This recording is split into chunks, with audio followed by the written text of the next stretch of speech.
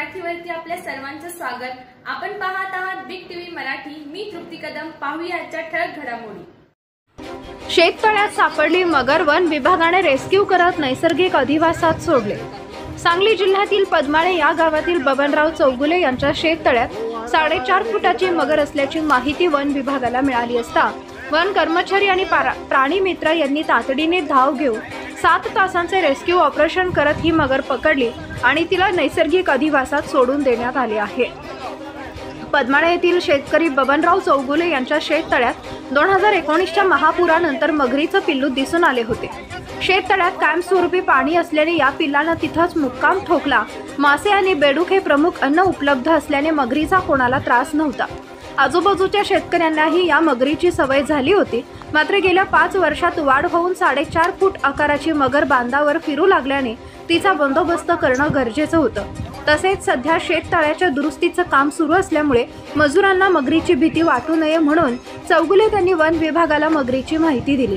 त्यानंतर वनपाल तुषार भोरे, वन रक्षक सागर थोरवत, वन रक्षक इक्बाल पठाण, भारत भोसले तसेच वन्यजीव रक्षक अजित पाटील आणि सहकारी यांनी शनिवारी सकाळी रेस्क्यू ऑपरेशनला सुरुवात केली।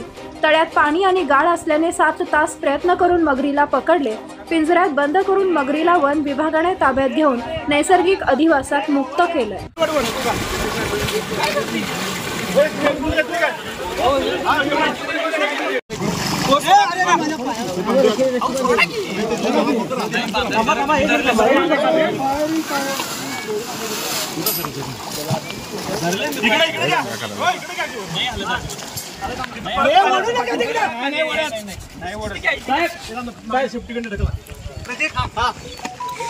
शांत घ्या, शांत घ्या। एक जण कोणतरी बोला, उगाच सगळी बोलू नका। सचिन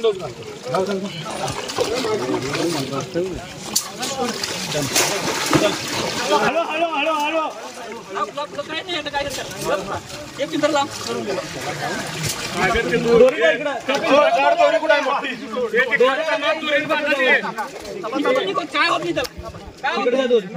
हो सर सर सर हो सर, हे सगळे बाजूला काढा, त्या शेडू खाली काढू नका।